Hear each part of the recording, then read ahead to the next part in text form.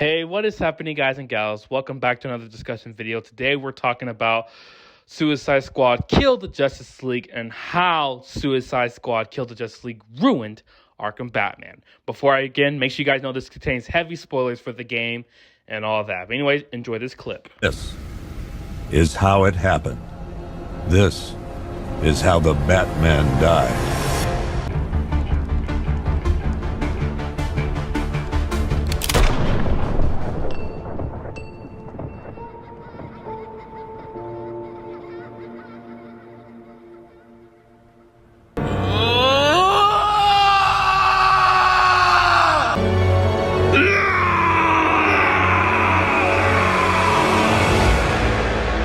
So as you saw, that is how Arkham Batman goes out. Still watching, it really does pisses me off. But anyway, guys and gals, hey, what is going on? My name is Savion Hamilton, aka Hamilton25. Welcome back to my little mini documentary talking about the fate of Arkham Batman from the Arkham games. Obviously enough, we have to confirm that this is Arkham Batman. This is the Batman from Arkham Asylum, Arkham City, Arkham Origins, and Arkham Knight. As you saw, Batman gets shot in the head by a deranged killer clown girl, which, let me remind you, he is beaten in the past 3 Arkham games. He's beaten her in Arkham Asylum, Arkham City, and Arkham Knight. But this is how he gets beaten down. But anyways, we're going to be talking about why Suicide Squad Killed the Justice League ruined Arkham Batman. Now, before I start, let me just say this. 1, I have not played the game.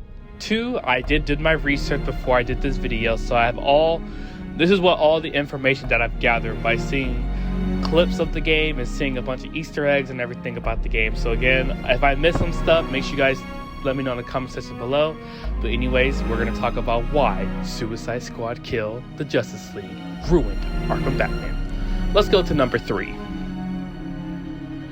So let's talk about the events of Arkham Knight. In Arkham Knight, Batman gets captured by the Scarecrow to remove the Joker personality that's turning him to the Joker. After removing the Joker personality, his identity gets revealed to the world as the world knows that Bruce Wayne is the Batman. For the cause of this, if you go back to the GCPD after beating the story, you find out that the mayor signed off an arrest warrant for Bruce Wayne. Bruce Wayne is wanted for the crimes of himself being a legal vigilante and basically hunting the streets of criminals. So basically, Batman activates his contingency plan, which is the Nightfall Protocol, cut ties with the Bat family, goes his separate way, basically uses Scarecrow's fear toxin to scare the crap out of criminals, using that toxin as a fear to show that basically that even though people believe Batman is dead, he's using the toxin to hide himself to scare criminals for this scary bat, because nobody can be afraid of Bruce Wayne since they know his identity. But here's my problem with the game. Suicide Squad Killed the Justice League basically ruins that. Now, this is the museum. In the Batman Museum art, Jack Ryder talks about how Batman joins the Justice League. And here's this clip. Enjoy this. Several years after faking his death, Bruce Wayne finally returned, drawn back to the light by the metahuman superheroes from Metropolis. They asked Batman to join the Justice League. He accepted. And so, the story of Bruce Wayne, the Batman, continues, far from the mean streets of the city that made him. Now, what you heard was one of the most stupidest takes I've ever heard. Basically, let me remind you, Batman faked his death, becomes a full-time Batman, and basically cut ties with his family. We're going to say about 3 years. For 3 years, he's been doing this. He's been gone for Gotham for 3 years. And just for him to come back, you have a guy who flown from Metropolis, comes to Gotham and says, Bruce, I am making the Justice League. Would you like to join? That is pure laziness. It basically ruined the ending of Arkham Knight. It basically gave the ending of no purpose because you ruined such a great storyline for a character that we love. But I progress. Let's go to number 2. Number 2, Batman's role. Batman in this game is a bad guy. He's the evil guy.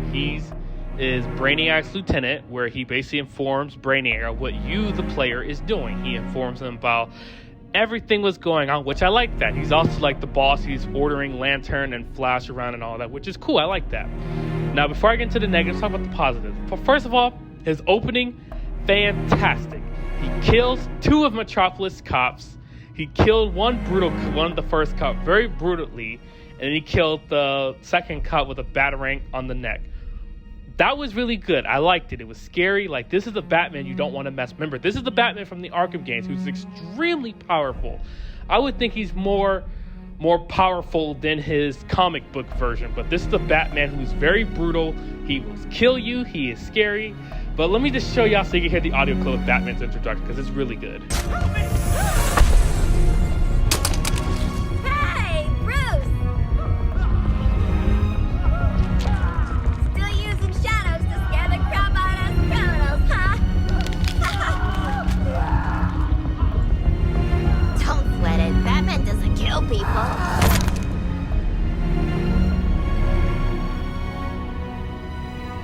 Are you okay?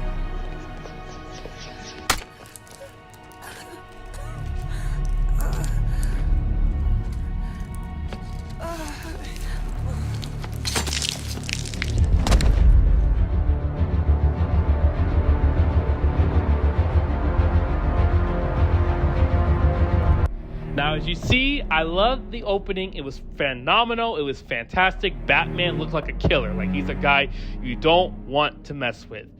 And overall, in the rest of the game, he's mostly chit-chatting on the phone. Like, Hack will give you the enemy communicator so you can hear the enemies have their conversation and all that.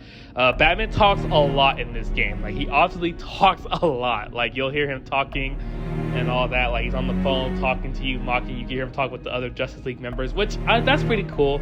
I have about like maybe 2 or 3 clips to show you, and then we'll get into the boss fight, which I have a lot to say about that. But here we go. Let me show you guys one of the clips. We have Batman mounting a campaign of terror against anyone who didn't vanish or wasn't evacuated.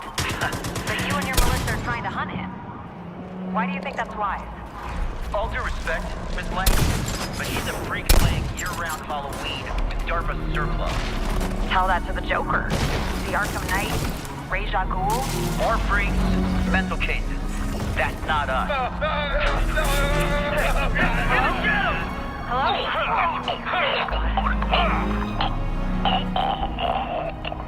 Bruce? I'll see you soon, Lois.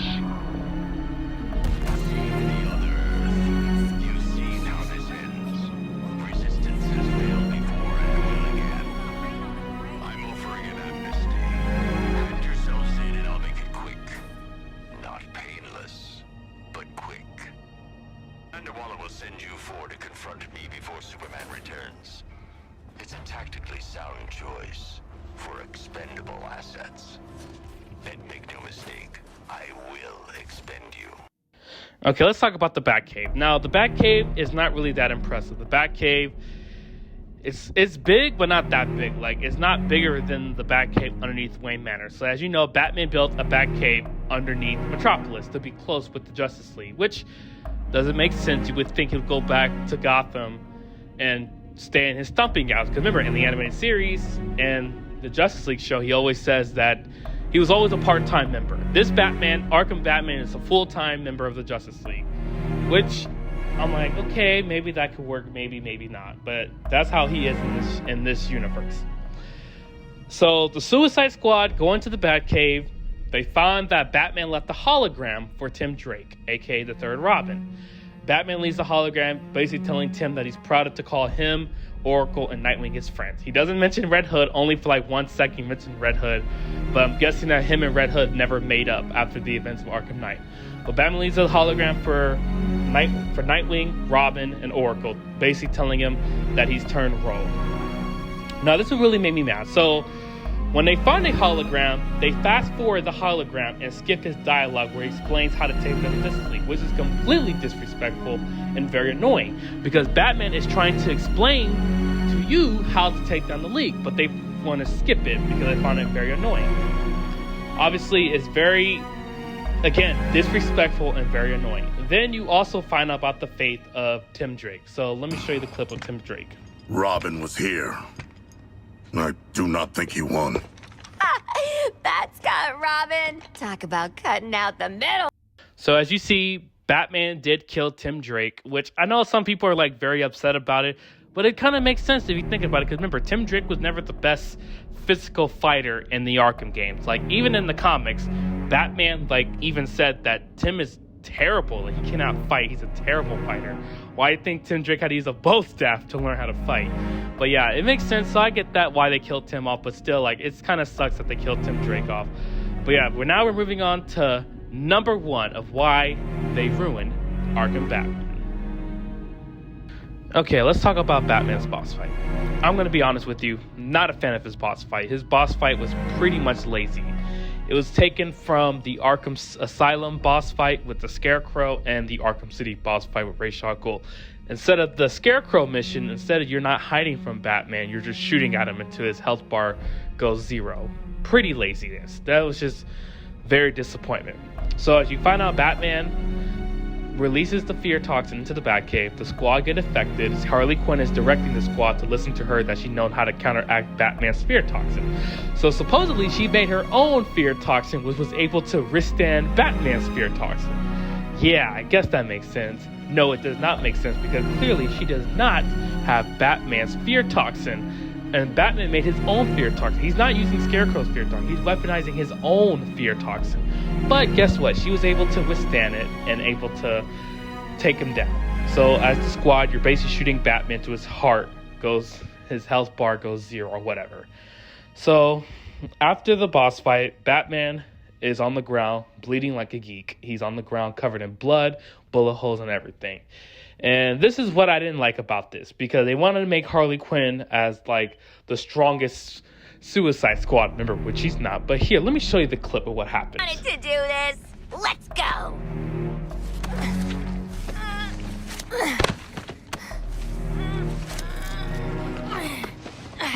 That shoe's on the other bad foot, ain't it?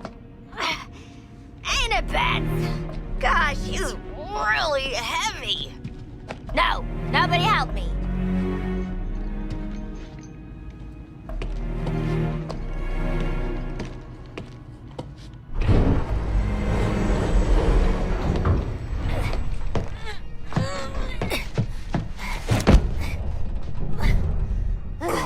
Do you plan to carry him the entire way to LexCorp?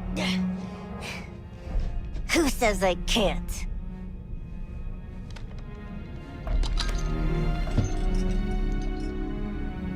You couldn't have mentioned the doohickey 2 frickin' minutes ago?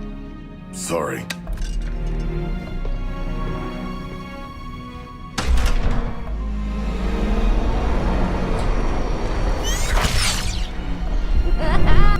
You see what I mean?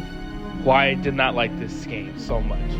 So after Batman gets beaten, he gets shrunken into this little ball thingy, whatever it's called, and they take him to Lex Luthor, where Lex Luthor is going to start torturing Batman. Basically have Batman become his guinea pig and all that stuff. And this is what I really hated, because again, they were trying to add comedy to this.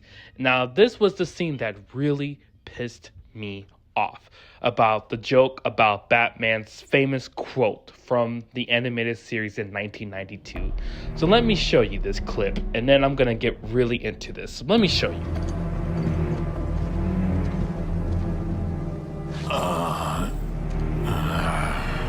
You've already lost, Luthor. I am vengeance. I am... So after finishing being Lex Luthor's guinea pig / being tortured, the Suicide Squad take Batman to the National Park to lure out Superman. While Batman's being carried, he's basically saying that they're going to die, Superman's going to kill them and everything. And of course the squad are laughing like, well, we've already killed 2 of your League members, so we're not really worried about Superman. They lay Batman on the park bench. He's still talking to them, saying that you're animals and all that. Harley Quinn just interrupts him, saying, well, like basically mocks him, said, we already know what you're going to say. But anyway, you've done a lot of good things in Gotham, but still, you're just as crazy as us. Like, what you did and everything was very wrong and all that type of stuff. Like, she doesn't have no compassion or a little bit of sympathy for Batman, even though Batman has done a lot for her. He's even helped her in the Arkham City Harley Quinn Revenge when she tried to blow herself up. He's even helped her. He could have just left her there to kill herself, but you know, he goes, no, I'm going to save her, because that's what he does. He saves people. But again, she wants to make like she's the victim. And that right there, she's not the victim because no one forced her to be with the Joker. She fell in love with the Joker's spell, even though the Joker never really loved her. He just uses her. Go back in the Arkham Knight Family Matter DLC where Joker's planning an escape. He points a gun at Harley. He's basically using her as bait so that he can escape, which is utterly ridiculous. But again, I progress. So I'm going to show you 2 clips and then we're going to end this documentary about Arkham Batman. And I'm going to say a few more couple things and then we'll go from there. But you, boop. Even when you're evil, you're still too good. You had a good run, Brucey. Flying around Gotham, punching bad guys, cleaning up the streets, causing long-term mental and emotional damage to everyone you knew. It's our turn now. After all we've been through. Oh. Bet you didn't think it'd be me at the end, huh, Bats? Are we done with your bad stand-up routine? Almost. But you always gotta end on your best joke.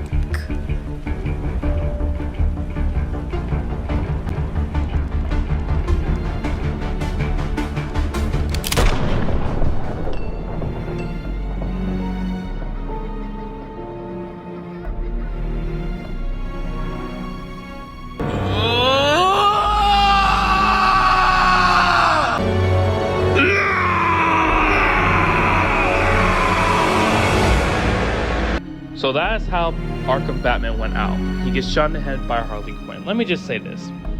Number one, I was never upset about Batman dying. I was just upset about how he went out. So I've had people say that, oh, you're upset because Batman died and all that. No, I knew he was going to die. I'm just upset for how he went out. Number two, I probably did say in my video that Kevin Conroy's death was mean-spirited to this game. Let me just say that if I did say that, I was sorry and I was wrong. Kevin agreed to do this. Kevin was never forced to do this. Kevin apparently loved playing evil Batman. He had fun playing evil Batman in the CW Crisis on Infinite Earths, where he got to play live-action Bruce Wayne. And obviously, I'm just talking about how I was upset how the Arkham Batman was used in this game. Not talking about Kevin Conroy's performance. I'm talking about how the story was written for his character to be used. That's what I'm talking about. Now, let me just say this. Yes, I've heard about the clone theory. People have said, though, well, maybe they're alive. It's the clones. Like, these are clones. And then Arkham Videos posted a video where you could find the calendar dates for the code meeting for, like, he will return for Batman. Let me just say this. Even if Batman did come back and these were clones, do you think it would still undo all the damage that they caused? Do you think it will? Because I don't think it will. I think they'll bring him back because how much the backlash they've gotten for his death.